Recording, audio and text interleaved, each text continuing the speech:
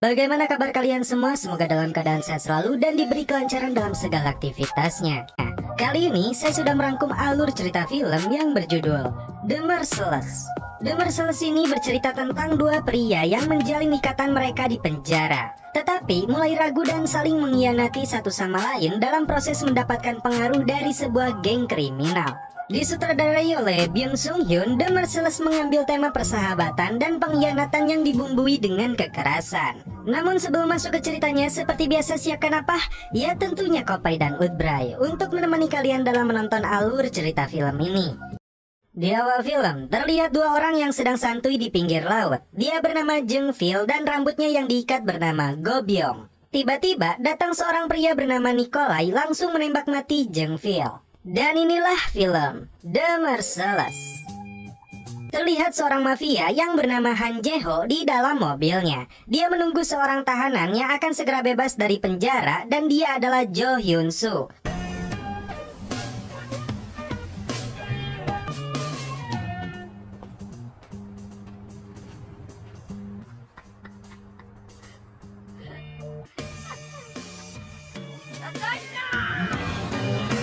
Deretan mobil pengawalnya pun terlihat mengikutinya. Scene lalu berpindah. Terlihat seorang polisi bernama Inspektur Chun sedang berada di rumah seorang bos gangster yang bernama Ko Byung Chul. Mereka berupaya menangkapnya, namun karena tidak cukupnya alat bukti, polisi tidak bisa melakukan apa-apa. Tak lama muncul Han dan Hyun Soo. 땅에 가면 콩밥 쳐드시면서 벽 보고 딸딸이 마실 텐데.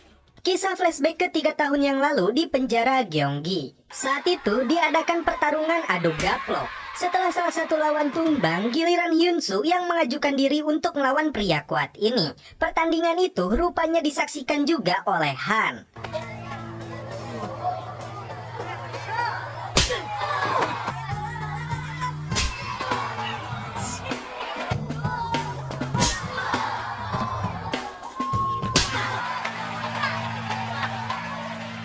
Ternyata Hyun Soo melakukan pukulan curang hingga dia menjadi sasaran napi lainnya. 존나게 하는 새끼야. 아 손바닥으로 쳤다고 이 머리털 존나 없는 새끼야.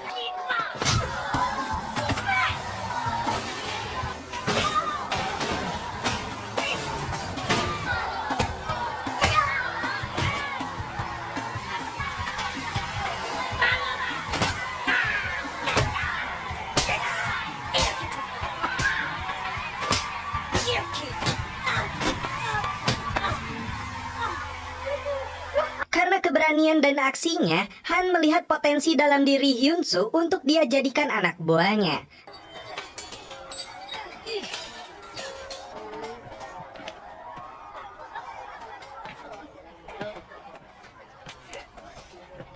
Terungkap, Han adalah penguasa penjara ini karena berhasil menumbangkan lawan-lawannya dan dia sekarang mengatur pajak untuk kiriman rokok bagi para napi. Dia dan anak buahnya selalu berpesta di dapur penjara. Scene berpindah lagi ke 13 hari setelah keluar penjara. Kelompok gangster yang dipimpin oleh Byung Chul sedang melakukan pesta malam. Hyun Soo yang merupakan anak baru, dia dijamu khusus satu meja dengan bos mereka. Namun hal itu rupanya tidak disukai oleh si Go Byung. Dia bahkan mengeluarkan pistolnya, namun Hyun Soo dengan cepat merebutnya. Di saat itulah, Byung langsung memukul keponakannya ini. 또 오늘 먹거리던데 미처럼 그러면 안 되잖아. Di dalam mobil, dia bahkan langsung menangis seperti bocah, lalu ditertawakan oleh Han. 예, 아, 오셨습니다. 야이 씨발 새끼야. 나 없는 대신 제가 왕노릇 드릴 텐데. Kisah penjara pun berlanjut. Pemilihan penguasa penjara dilakukan. Saat itu saingan Han di dalam penjara bernama Kim Sung Han. 이제 대선이다.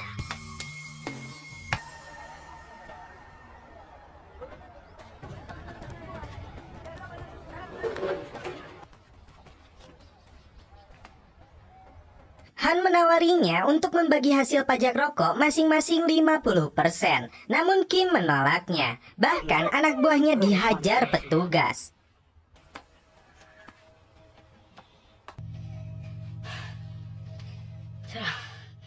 Dan sepertinya petugas penjara lebih condong kepada Kim yang memberi suap lebih besar. Han kehilangan kekuasaannya dan berakhir di pojok sel.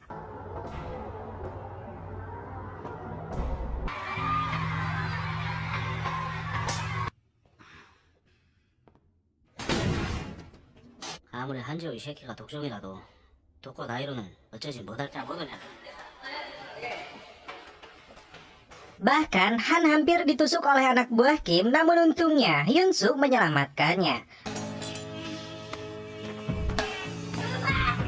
Han mulai kesulitan mengambil alih kekuasaannya di penjara ini. Saat itulah Hyun-soo menawarkan idenya. HP milik Han dipakai untuk memfoto ratusan rokok yang diselundupkan ke penjara ini. Mereka kemudian menemui kepala sipir dan mengancamnya. Foto-foto ini akan dikirim ke jaksa di luar penjara yang bisa berakibat buruk terhadap karirnya. 저 이거 핸드폰 반입도 신고하려고 했었는데. 이런 개이 새끼가. 밖에 있는 이 아저씨의 동생들 친구들한테 다 보내놨어요. 계장님. Giliran Han yang beraksi untuk membalas dendam si Kim atas perbuatan kepadanya. Dia disiram air panas yang membuat Hyun-soo tidak kuat melihatnya.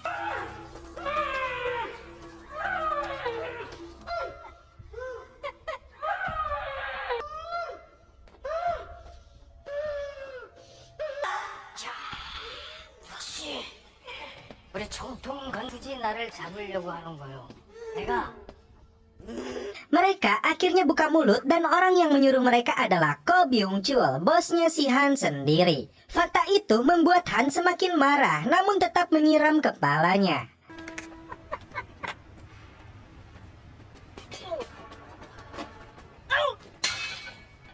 Di rumahnya, Byung-chul mengira Kim terkena serangan jantung di penjara dan dia khawatir Han curiga dengan pengkhianatannya. Dan tiba-tiba mereka terkejut bola bisbol memecahkan kaca jendela. Mereka berencana menyingkirkan Han setelah tercapai kesepakatan dengan mafia Rusia. 3 tahun sebelumnya, di kantor polisi terungkap Byung-chul adalah CEO Ocean Import dan kepala serikat nelayan dan bisnis kejahatannya adalah mensuplai penari telanjang ke sebuah klub malam Rusia. Dan sosok mafia Rusianya adalah Giger dari Vladivostok yang mengendalikan 80 kargo di pelabuhan Busan. Mereka juga mengirim kokain yang disembunyikan dalam ikan beku.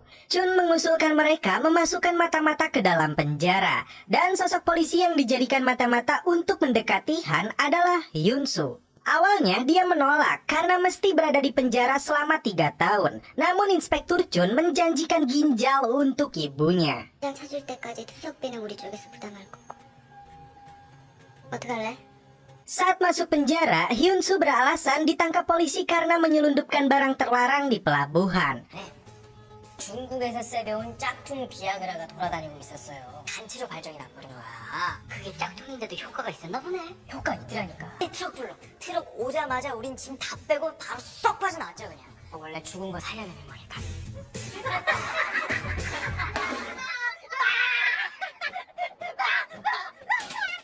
방을 옮겨줘요. 제일 큰 방으로. 근데 막 Ketika Go Byung berkunjung ke penjara, dia rupanya bekerja sama dengan Han untuk menghabisi pamannya sekaligus bosnya sendiri. Han bahkan disuruh melakukan penyelidikan tentang Hyun-soo. Dia menjawab, 민준 그 마누라의 똑같 맞던데. seorang polisi rekan Hyun-soo ditemukan telah tewas, begitupun ibunya Hyun-soo juga tewas di sebuah jalanan. Kabar itu membuat Hyun-soo menangis ingin melihat ibunya.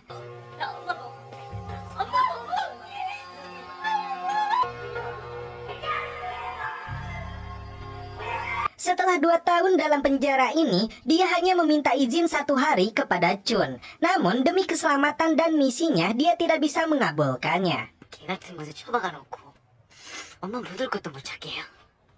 여기서 네 기록 삭제하면 넌 그냥 전과자야. 어떻게 나한테 이러냐. 한수야, 너 지금 어리광 부릴 때 아니야.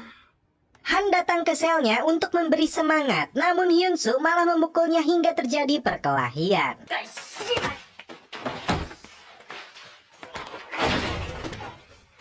Tak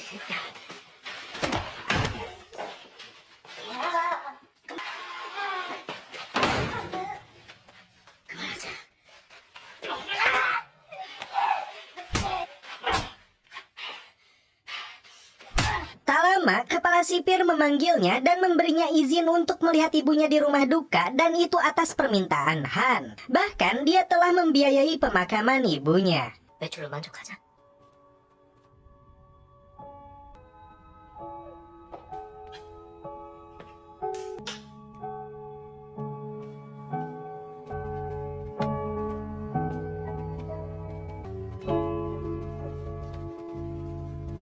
Han menceritakan dia juga kehilangan orang tuanya ketika berusia 12 tahun. Ibunya sempat akan meracuni mereka semua karena perlakuan buruk ayahnya kepada ibunya itu. 미안해. 내 교훈은 상황을 믿어야지. 상황을.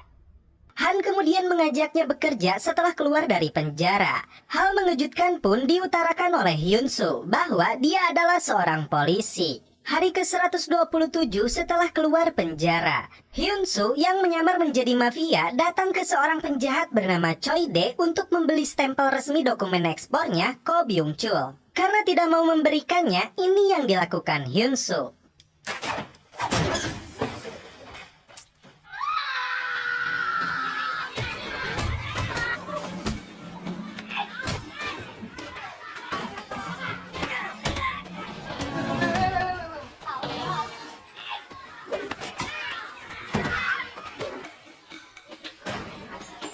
Han dan anak buahnya pun datang menyerang mereka. 가끔 현장 뛰면 재밌어. 야. 알아?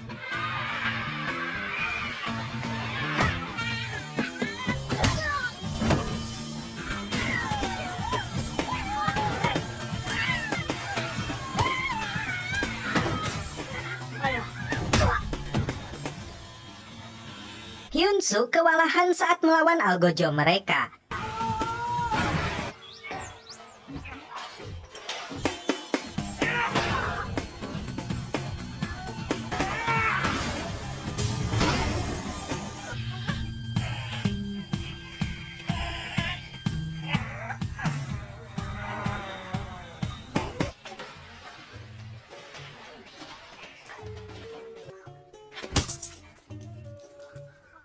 Dan stempel itu kemudian diberikan kepada Ko Byung-chul. Han ditemani Hyun-soo kali ini datang ke bar khusus orang Rusia.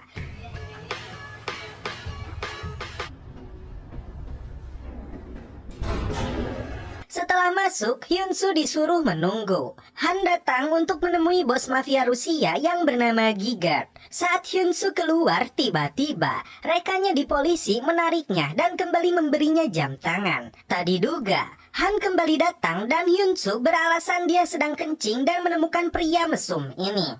씨발 변태 새끼.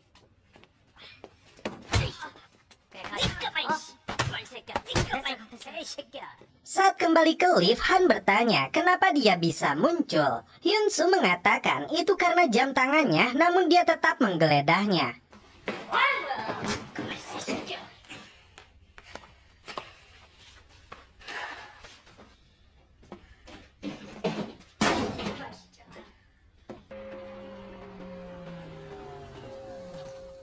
Kepada bosnya, Han mengatakan punya ide cemerlang untuk menyelundupkan kokain yang berjumlah 50 kg. 방법이 다 있습니다. Fakta pun terungkap. Saat di penjara, ternyata Go Byung yang memberitahu Han bahwa Hyun-soo adalah seorang polisi. Dan dia telah menghabisi rekannya termasuk ibunya. Han bahkan berencana memperalat Hyun-soo untuk kepentingan mereka. Ditambah, Hyun-soo mengakui dirinya adalah seorang polisi. Tiba-tiba, Hyun-soo disekap dan dibawa. Ternyata itu dilakukan oleh rekannya.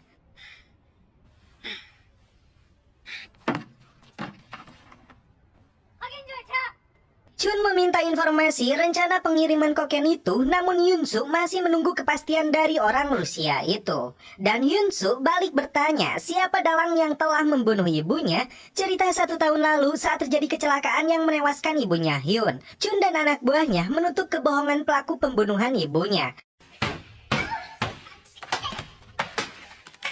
Dan pelakunya disebutkan adalah orang yang sedang mengungkapnya. 나가자.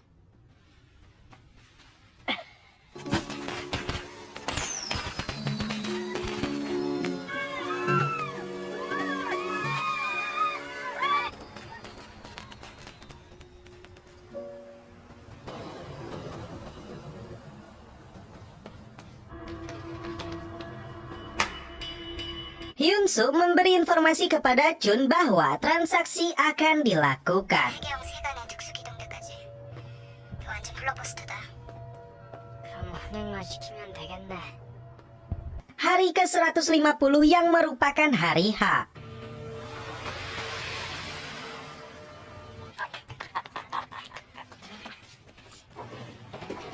Mafia Korea dan mafia Rusia bertemu di sebuah pelabuhan dengan berbagai kotak yang dicurigai berisi narkoboy. Tiba-tiba, puluhan mobil polisi datang siap untuk menyergapnya.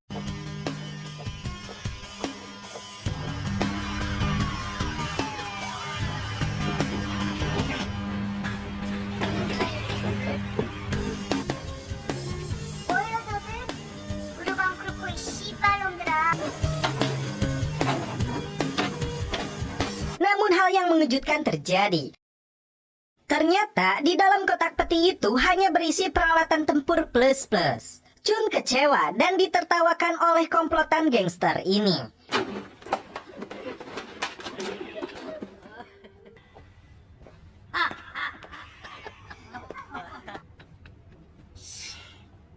Di sebuah perahu, Hyunsu sedang duduk santuy karena ternyata narkoboynya muncul dan mengambang di permukaan laut. Transaksi kembali dilanjutkan. Setelah Hyunsu menerima kokain itu, dia menghubungi Han, dan uang langsung dibayarkan. Saat itulah Han dan Go Byung menghabisi bosnya serta seluruh mafia Rusia ini. Hyunsu kemudian meminta Han untuk menembak lengannya untuk mengelabui Chun dan rekannya bahwa dia tertembak dalam penggeledahan. Kemudian, Hyunsu dipanggil Chun dan ditunjukkan video rekaman pembunuhan ibunya.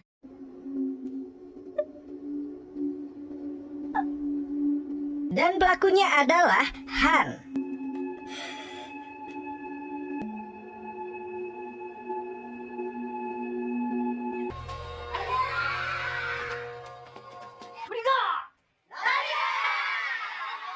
Saat sedang melakukan pesta, Hyunsu menelepon Han bahwa ada orang lain yang mengetahui identitasnya dan Han langsung menuduh Go Byung.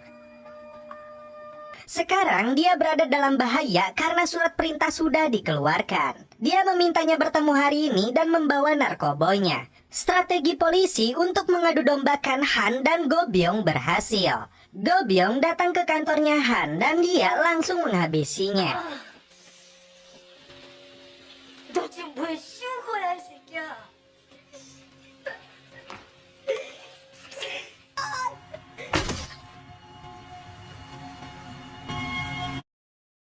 Setelah itu, Han membawa semua narkoboynya dan pergi menemui Hyunsu. Di luar gedung, tampak Inspektur Chun dan anak buahnya mengawasi mereka. Hyunsu langsung bertanya, apakah benar dia telah membunuh ibunya? 내가 진짜 Han mengatakan dia telah gelap mata dan mengakuinya. Dia pun menodongkan senjata kepadanya, namun Hyunsu berkata, polisi sudah mengepungnya. Han langsung menembak polisi dan membiarkan Hyunsu. 너 같은 새끼가 감당할 수 있는 사람 아니야.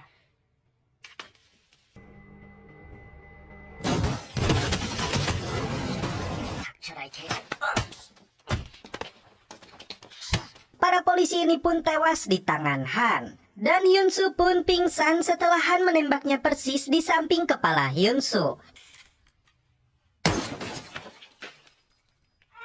내가 앞으로는 절대 나 믿으라고 강요 안 할게요. 형 엄청 출세했네.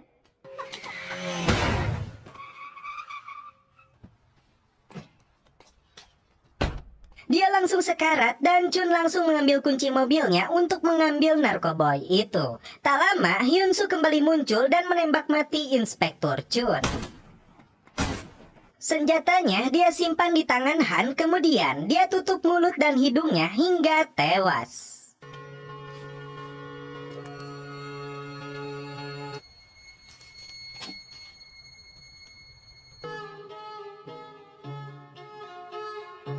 Dan setelah itu film pun berakhir. Oke guys, bagaimana menurut kalian alur cerita film dari